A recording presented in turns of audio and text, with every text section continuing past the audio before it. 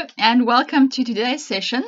We're going to be chatting about media and how to engage with the media and sharing some tips and tricks on how best to get your message across when you get invited to do a media interview.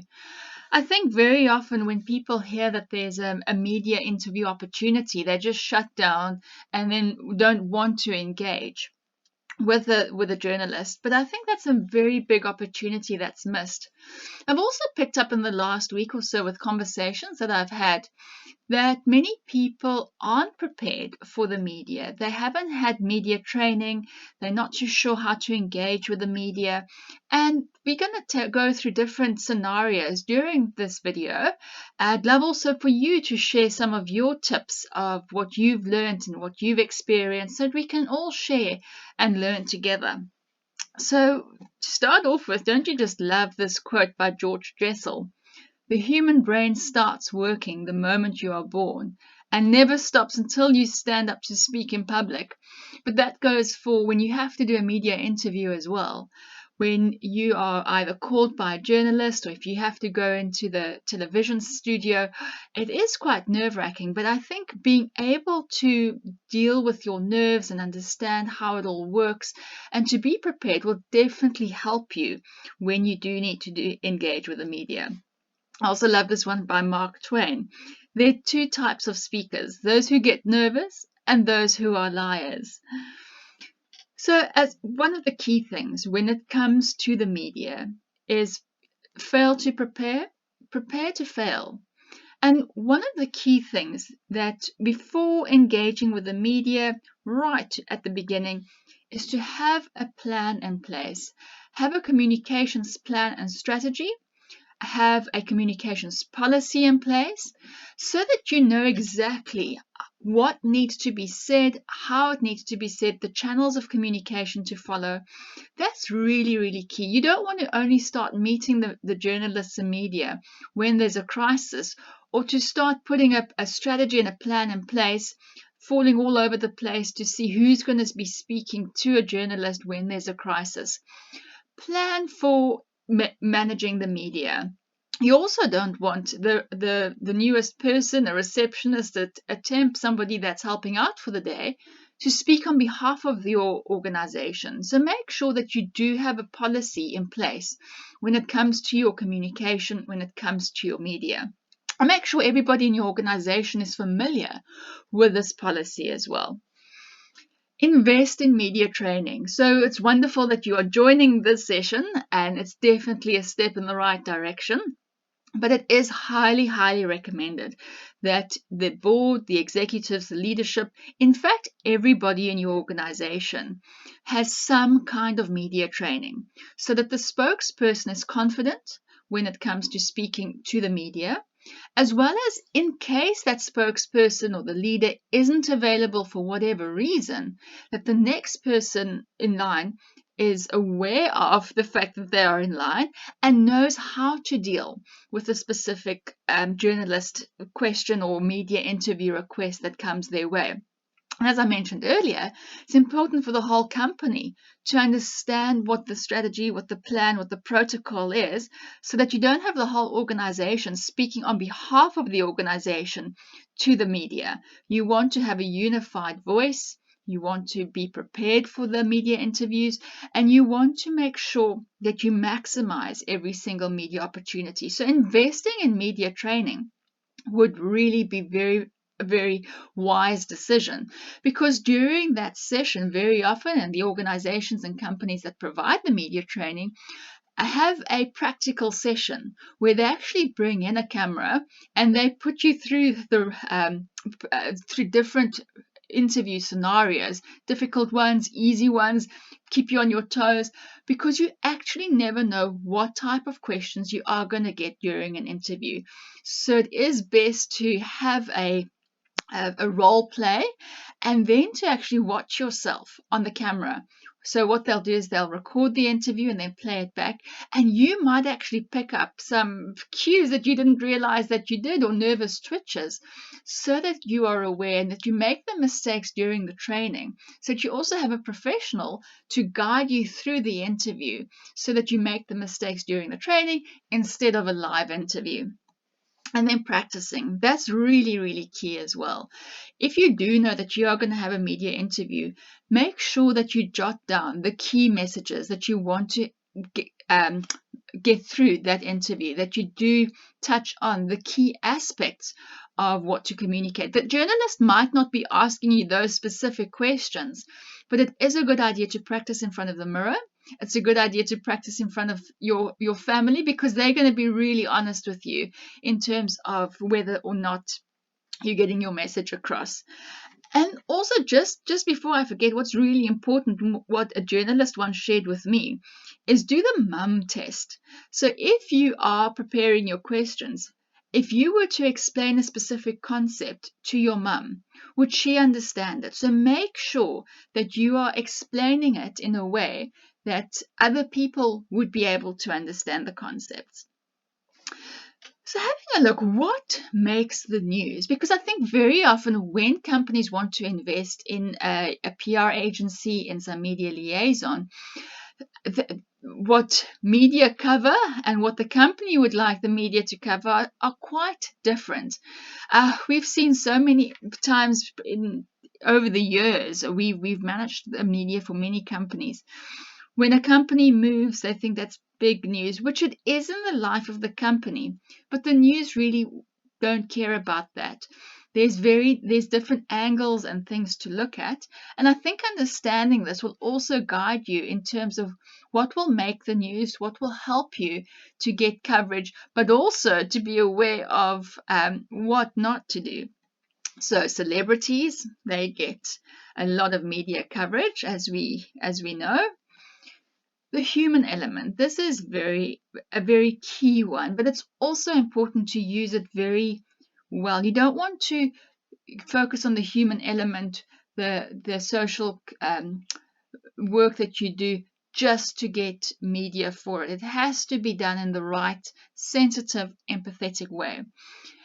Writing or bringing across the human element does make the story a lot more interesting as well. Instead of just having loads of facts on a specific topic, bring in that human element of where you're telling a story. So, for example, I like using this example where in the past many organizations would donate a check and they would then send a photo of the group of executives with the large check in front of the school or in front of a hospital, and send that through to the local paper and think that that's sufficient, and they feel great about themselves and they've got some media coverage. But that's incredibly boring. I think that's a horrible photo, and that's really horrific media to try and pursue to get that. What would make a much better impact and something for you to consider is, let's say you are donating money to a local creche.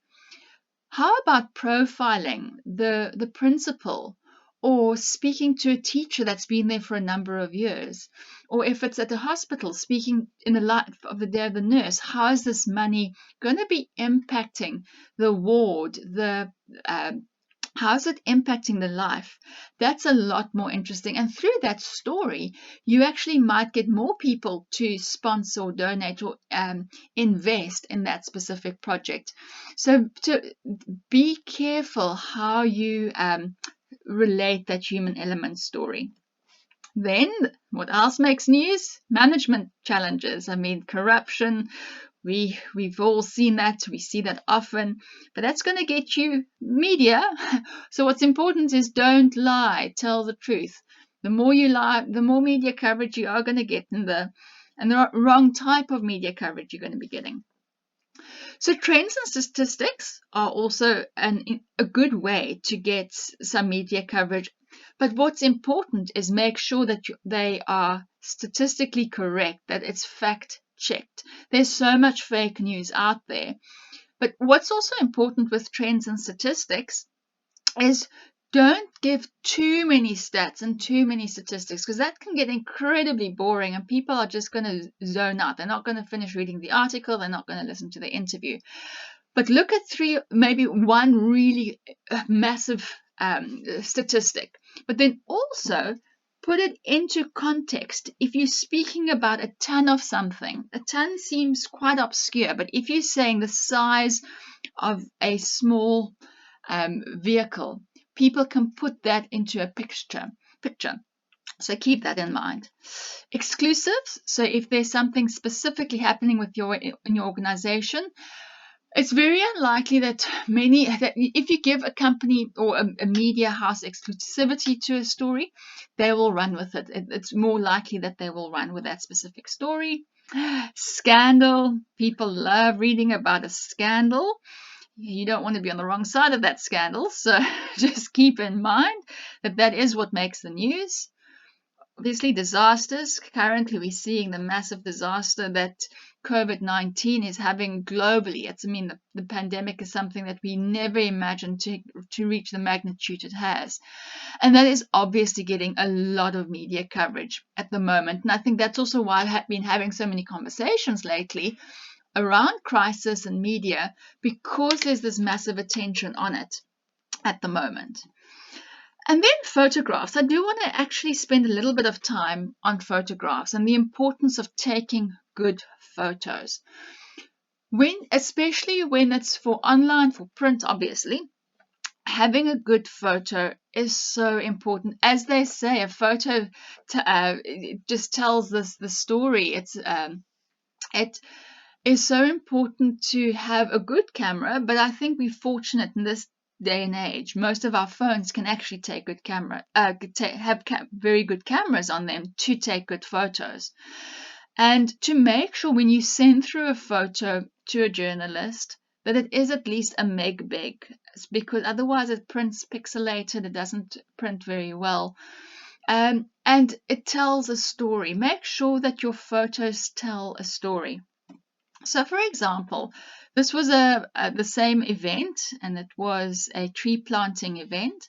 Now, if you have a look at the photo on the left and the photo on the right, the photo on they both are giving the same message, but I think you'll agree with me. The message on the left, on the right-hand side, on the right-hand side, where they're actually planting the tree, you can see the youngsters being engaged and seeing how this tree is being planted. This one, where they're just speaking, we're seeing the back of a person's head, isn't as exciting. The same with telling a story. Shame this poor teacher, she was there to have this massive snake. It was a big drive to create awareness about looking after animals and reptiles.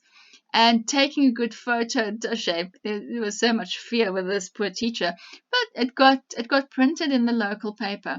So it is having your camera ready, taking good photos, let it tell a story. Where possible, bring in some branding. But that also brings me to the next item. When there are photo opportunities, just to touch on when there are children involved, it's a very, very sensitive area. You need to make sure that you have permission from the parents and guardians before you take any photos of children that you send through to the media. Try and hide their faces. So, for example, in this library that was launched, we took photos from behind, still showing that the kids are enjoying the library and reading. Here, showing that they have here. This was a beach cleanup. This photo on the left-hand side. And where possible, try and have some branding. Have caps and T-shirts. Obviously, that is impacted by the budget. But when you can take a group photo, it just is wonderful. And with this photo as well, group photos of children are generally okay. Again, make sure that you get appropriate permissions from everybody. Have it as in this photo, it shows you exactly the location. It was a beach cleanup. So have some branding in place as well. So if we have a look inside the newsroom, I think this will also help you just to understand how journalists work. That very often there's daily publications versus weekly publications.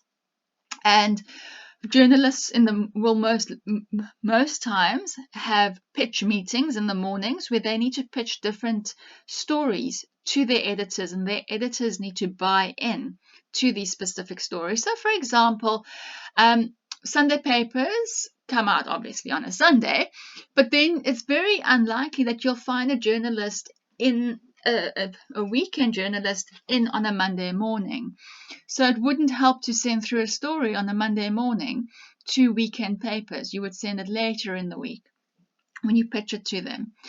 Deadlines, deadlines, deadlines. I think this is such a key thing, and we've seen it happen so often where we organize a media interview and the person then says that they're not available, or they don't provide the information on time. The journalist is still going to run with the story, whether or not they have all the information or not. And obviously, we can't say to a journalist, no, that time of the interview doesn't suit us, especially if it's a radio interview, because they need to submit their stories. They need to record the interviews. So it's so imperative. It's critical that the deadlines of the journalists are met. And part of that is we want to make the life of the journalist as easy as possible. I mean, there's such a pressure in the media space as it is. I mean, we've just seen so many things happening in this space. And journalists are under so much pressure. The easier we can make their lives, the more likely they will run with the story, and they will help you to get your message as a company across. So yeah, you will make friends with journalists by meeting their deadlines. So very, very broadly speaking, the journalist pitches a story to the news editor. This then gets approved and goes through to a sub-editor that will go through the content. It goes to the layout, and then the editor will have an overall look at the story and layout. The journalists build up the reputation for delivery quality stories in a specific beat. So every journalist has a specific area that they will look at. So there's some journalists that focus just on environment. There's some that just does the motoring. There's some that does just food and beverage, as an example. So it's really important to build that relationship and to understand what the different journalists in different areas. Again, as I mentioned, journalists are under a lot of pressure, and they are needing to cover a lot of topics. But that's again what helps if you can build that relationship with a journalist and understand what type of stories they're looking for, what angles are they looking for. So get to know the journalists, invite them for a coffee, hear what they are looking for in terms of the story. Introduce yourself to them as well. Let them know. So even if you're meeting with a journalist, it might not result in an immediate story, but at least you've introduced yourself to them. You also understand what angle they're looking for, and you can build that relationship. So if something happens, you can let that journalist know, make sure that you send through the right information, because you know that is what they're after.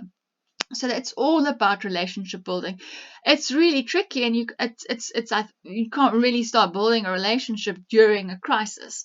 So if you can build that relationship with key media, so that's also something for you to consider, is to have a look at who are the key media that you want your organization to be profiled in, and then start looking at who those journalists are to build a relationship with.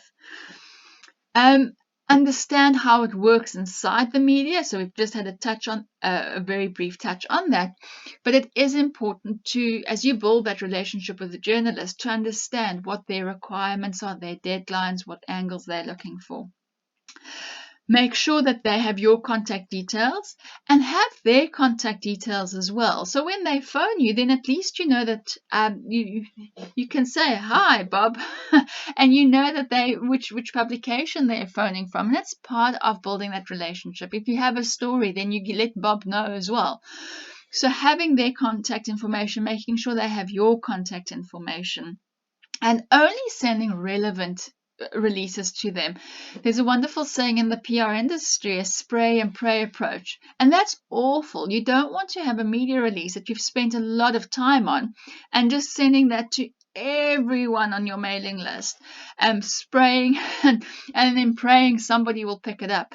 You want to make sure that it's customized for your specific journalist, that you are absolutely making it usable for them. Speed, be quick, be careful, and very importantly, confirm everything in writing. This will also just help if there's any follow-ups that's needed. If you don't have all the information, let the journalist know. If you have to fact check something, let them know. But what's important is get back to them. Meet their deadlines. If you can't fact check, if you're unable to confirm that the information is verified, let them know as well. I think this is really, really key. It's terrible just to keep quiet, and it's all part of building that relationship. Having things in writing is just normal good business practice, not just for the media, but to always have that audit trail of what was said, what was confirmed. And also, it is just good practice to have everything in writing, because if something goes wrong and it's not what you agreed upon, it's a lot easier to recall and to go back to it, and to have that corrected at a later stage. Give as much information as possible, as legally possible. Very often, and especially in a crisis scenario, it is quite tricky to give all the information, and especially if there's lawyers and things involved.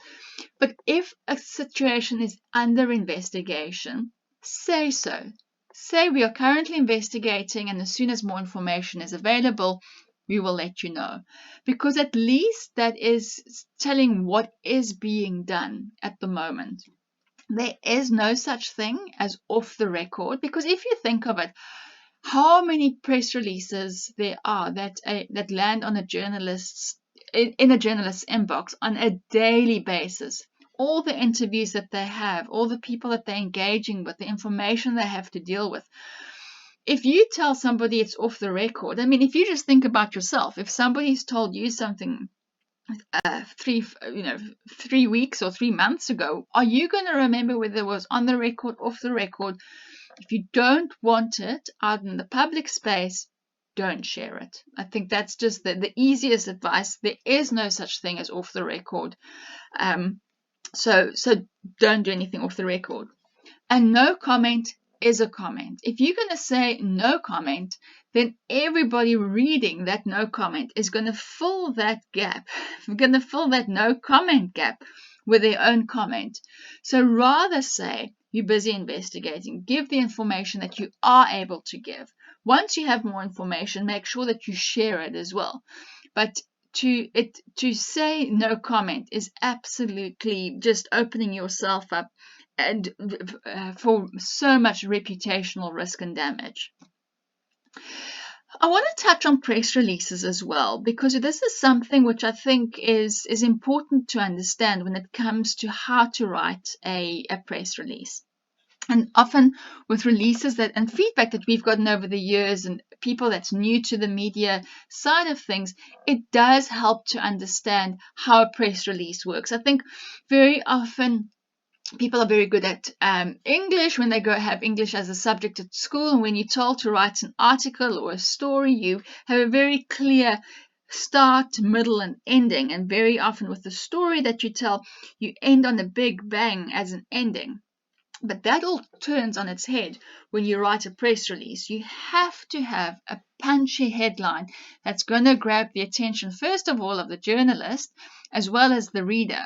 Because there's so much information and so many press releases that land in a journalist's inbox, you need to catch their attention. So make sure that you have a very punchy headline. So the very, very first paragraph needs to open with the big bang. So don't wait until the end of your article. That first paragraph is what needs to say the what, who, where, when, how. Exactly everything that's happened, because basically when a journalist or the editor edits an article and they edit your media release, they cut from the bottom upwards. So everything that's at the bottom is going to be lost. So make sure that you have everything possible, all the most important bits and pieces in that first paragraph. Then go into How do I know? Then go into the essentials, have quotes, and I highly recommend having 2 different quotes, either from the CEO, somebody else to give, because this gives color to the media release. It also gives more credibility, and it makes the release a lot more interesting to read as well. It gives a voice to your media release. Is there anything else? Most importantly as well, with anything else, is to include contact information. So if somebody wants more information about something, where can they contact you? And then the release will end with ends, and it normally has 3 little hashtags at the end of the release to show that it has come to an end. This is the end of the release. Then, just as an added thing, very often you'll see at the bottom of a press release has something called a boilerplate.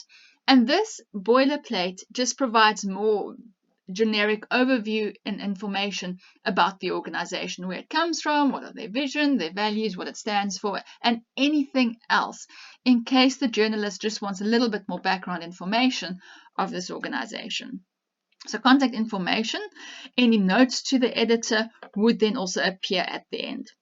So something else just to keep in mind, it's normal to refer to the person by their surname once they've been introduced. So, for example, in an article that you write, it would first of all say, for example, Regine le Roux, founder and managing director of Reputation Matters, says, and then in quotation marks, whatever the specific quote is. And incidentally, when you're referring to somebody's title, for example, founder and managing director, account manager, specialist, that is written in small letters. And then from there on, I would then be referred to as le Roux. My first name isn't used in the rest of the article. The surname is. It's just the protocol, and writing in that way makes it a lot easier for the journalist to use your article. Where impossible, include stats, as I've mentioned previously at the beginning of this session. And generally, a media release is about 500 words long. That's basically the length of one page. Anything longer doesn't get used as easily. And also keep in mind, in an age of lots of information, try and keep the information short and sweet. The journalist is there to tell a story, not to sell your brand. And I think that's very important, is to make sure when you write your article is to provide information. It's not there to sell your products. If that's the purpose of your media release, the publication, the media channel are going to tell you buy advertising. The purpose of public relations, of media liaison, is to get a story across, to make sure that we educate. It's not there to sell a specific brand. So just incidentally, and just to add at this point as well, why public relations and media liaison is a lot more credible. When you buy advertising space, you are buying a specific spot, and you are going to control the message, and you know exactly that on page 3 or 3 minutes past 5 on a Tuesday, this is your space, this is the message, you are controlling it, you're paying for that. But with public relations and media liaison, you are getting a third party to report on a story, to report on your company, to report on information. You don't have any control whether they are actually going to use your media release, whether they are going to get your messages out there, they're going to communicate it correctly. So that's why it's important to invest in a company that can help you manage your media on your behalf, to make sure that they craft the message in such a way that journalists want to use your story, that they want to include the information, the stats that you have shared with them. That is why it's seen as 3-4 times more valuable to have an article, an interview, opposed to an advert. Because if you think of it, if you listen to the radio, or watching TV, you pretty much fast forward through the adverts, or you just zone out when you hear an advert. Companies need to advertise at least, at minimum, 4 times before somebody will actually recognize or hear the advert. But if they are more likely to listen to an interesting interview, read an interesting article, than see an advert. So that is why media liaison, public relations, is incredibly powerful and is a lot more credible than an advert. So if we look at print media, now print media has gone through a massive change, and it's just incredibly sad, and just thoughts of everybody that's been affected by the print industry in the last month. It has gone through a lot, but I think it is important that it is still an important medium to use. With that said, and this is just something general to mention across all boards, is to really make sure that you're using media and the channels of media that are appropriate for your specific target audience, for your stakeholders. It doesn't help having an article in a local paper or on a community station if your target audience that you're reaching out to don't listen to that. Or it's so important to understand what is going to speak directly to your target audience. So that's really, really key just to keep in mind. So just on the print media side, the community papers are still incredibly important in getting messages out there, to getting messages out to the communities. So don't disregard it. It is still a very important platform to get a message out there.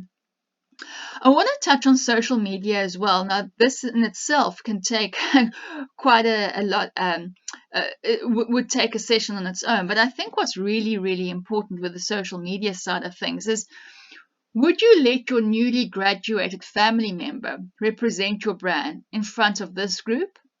And I think what often happens is social media is disregarded and seen as something that the younger generation needs to look after and manage, and somebody is good in technology, which is all good and well, but it is crucial that your social media strategy forms part of your overall communication strategy and policy, and that you have very, very clear guidelines in the do's and don'ts, and who manages that for you. So make sure that you do have a social media policy that's part of your communication policy. Do you have a social media policy? Actually, do you have a communication and media policy? If not, I think it's really, really key that you do make time to spend time on that.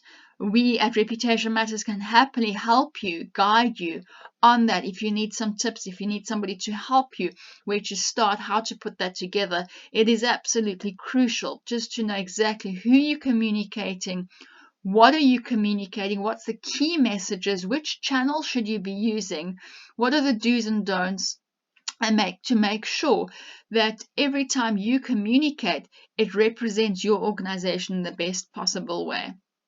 So just a few quick tips. The internet never, ever forgets. So if you've posted something on social media, you might think that you've deleted it. But in that split second, somebody somewhere has taken a photo with their phone, have taken a screenshot, and it is still there. So be very, very careful. Make sure that you see and approve everything that goes out there, and that you have a very robust policy in place of what can be shared. It's important to keep in mind there is no such thing as I'm tweeting in my personal capacity. You are representing the organization. Your values and the organization's values need to be aligned. So that is really key to make sure that you are representing the organization at the end of the day. Make sure that you check your facts. I think we've all seen way too much fake news, and it's being shared way too easily as well. Just to keep in mind as well, when we speak about social media, Keep in mind that WhatsApp also forms part of your social media. So make sure that you also take this into consideration when you work on your communications policy. Respect your audience in terms of your tone, the wording you use, the slang, no cuss words, because it is respect at the end of the day. The way you communicate impacts your reputation. And as I mentioned, don't delete posts. Somebody would have taken it, deal with it, and make sure that you address all the issues that come your way. If we have a look at the radio, it's all right to have butterflies in your stomach. Just get them to fly in formation, according to Rob Gilbert. What I'm going to touch on are just a few tips when it comes to radio interviews. Generally, when you do get a radio interview, so just as a step back, once we've crafted the media release, we have our key media that we've formed relationships with, we've sent them the media release. Journalists will then come back with more questions, with follow-ups, and there might be a radio interview.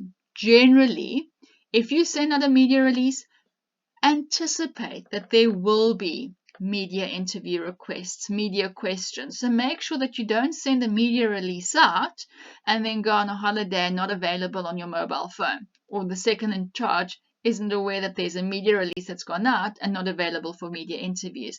It ruins not only the PR agency's reputation, but your reputation.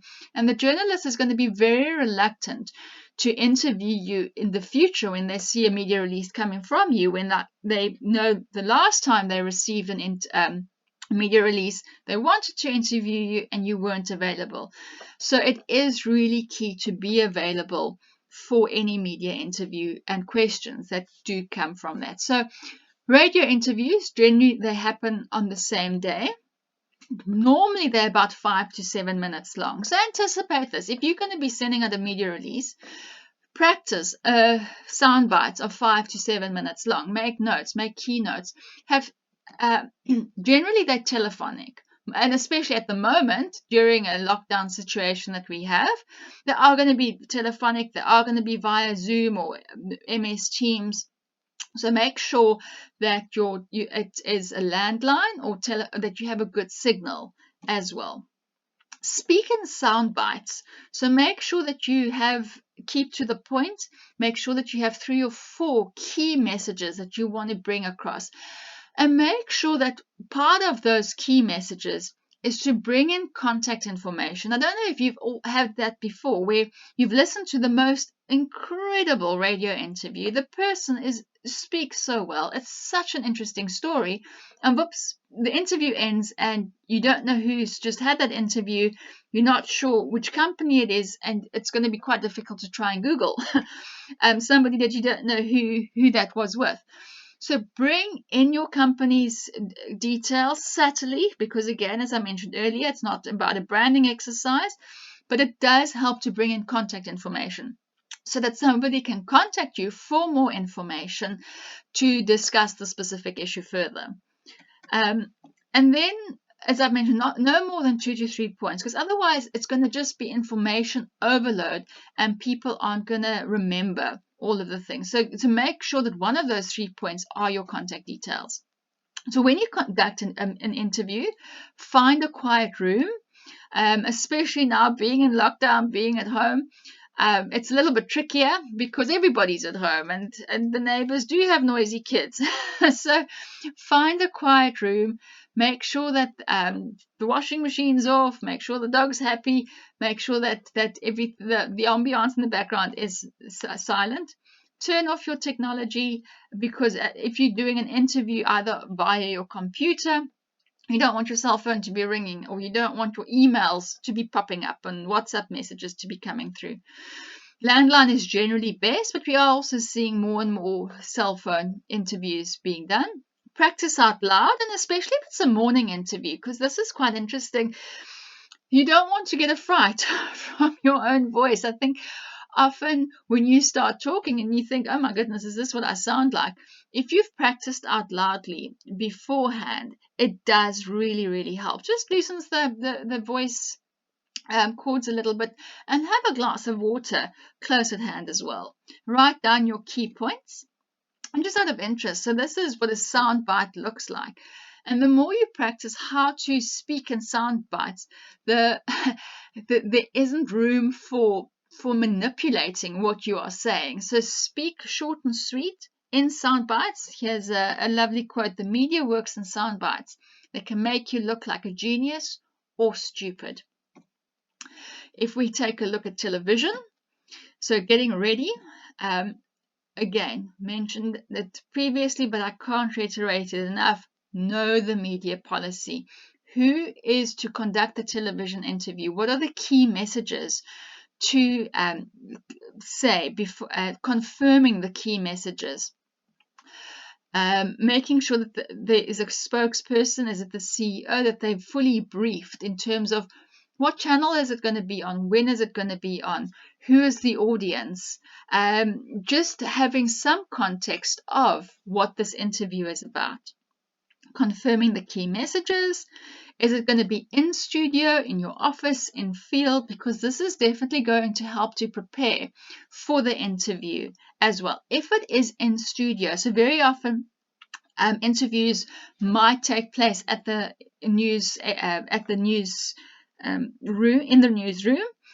Make sure that you are there well ahead of time, because you don't want to get stuck in traffic, and that's incredibly stressful. You want to make sure that you're there on time, that you're calm, you're collected. That more often than not going to put some makeup on you. Even men, they're going to put some makeup on you as well, because the lights that you sit under are incredibly bright. So they need to just put some powder on you so that you don't shine all over the place.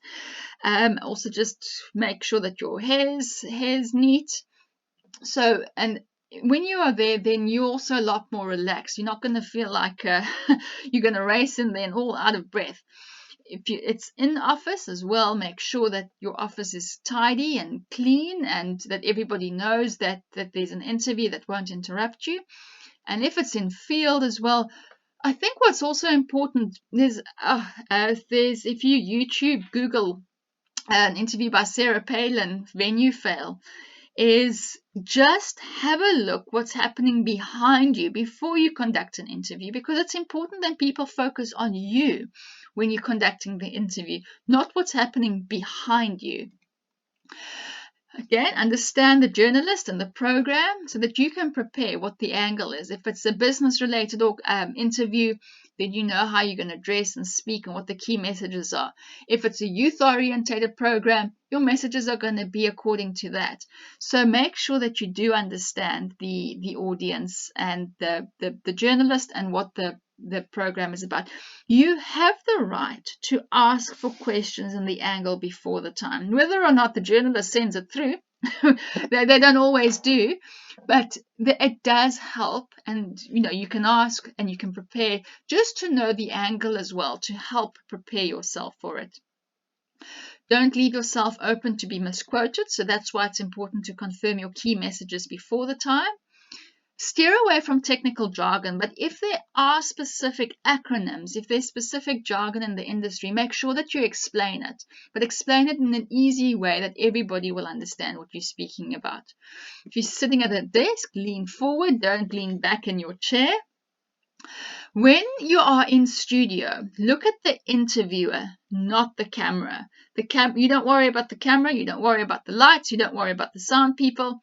It's you and the interviewer, and you're speaking to the interviewer. If the interviewer is not in the same location as you, for example, if you're based in Cape Town and the interviewer is in Gauteng, then you are going to be in a studio in Cape Town. That is the only time that you look into the camera, because they're going to have a green screen behind you, and then you look into the camera.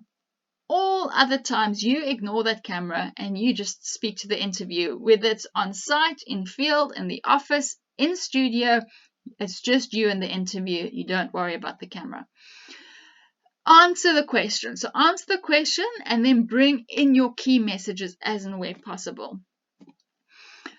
So 60% body language, keep this in mind. The first thing, it is just people make assumptions. They will judge you in the first 2 to 7 seconds they see you, what you look like. It's incredibly artificial. It is superficial. It is what it is. So make sure that you represent yourself in the best possible way.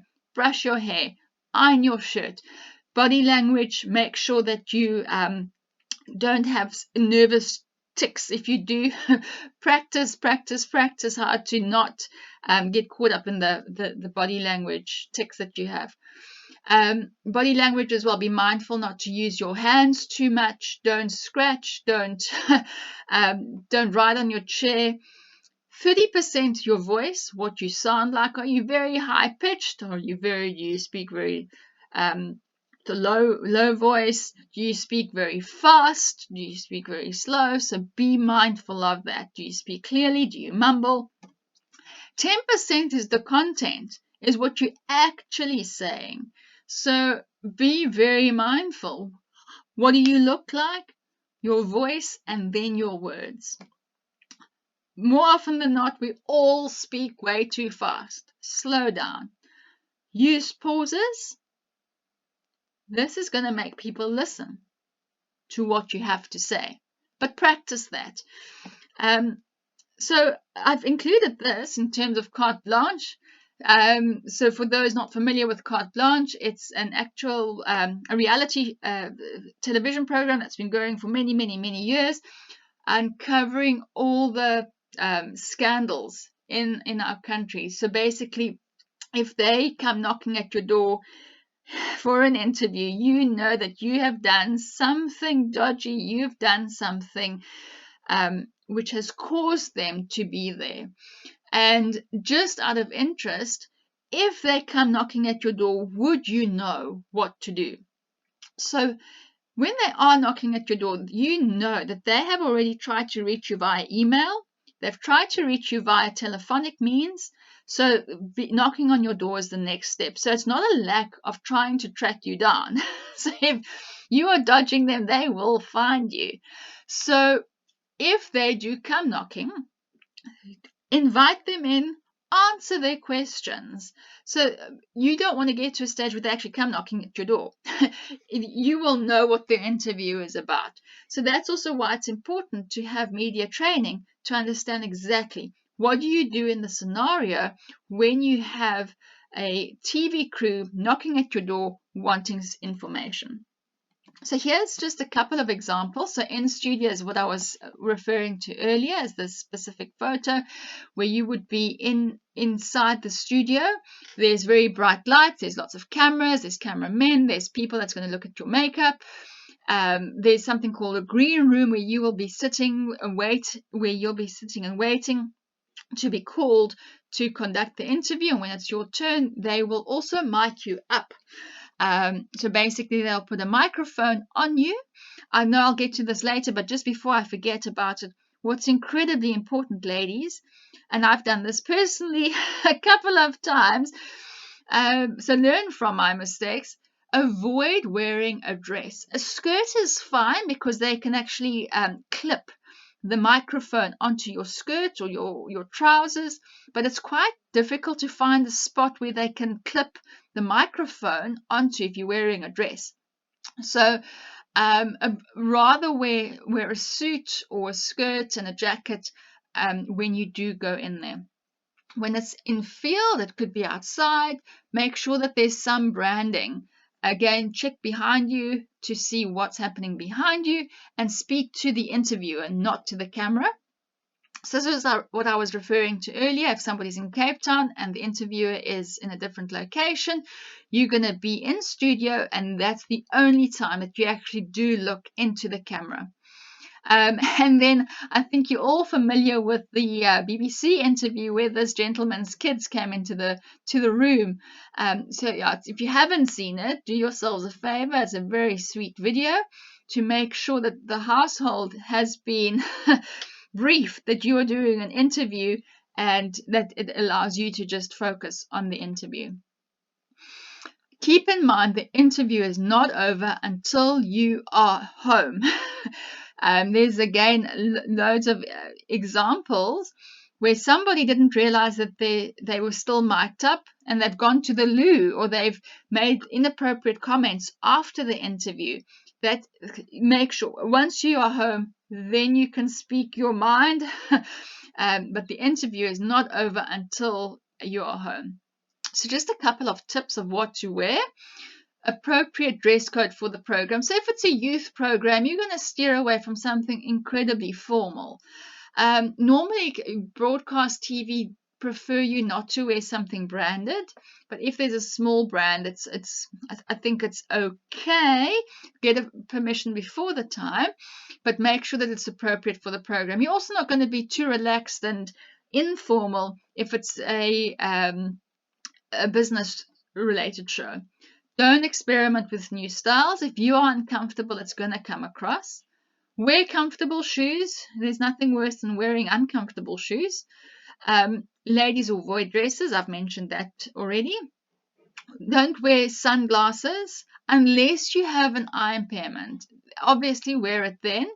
But if you're not outside, if it's not necessary for you to wear sunglasses, don't wear sunglasses. Patterns shouldn't be bigger than your fist, because otherwise it distorts with the camera. Also avoid wearing white, because that can make you look like a halo. And small patterns also just provides a disjointedness.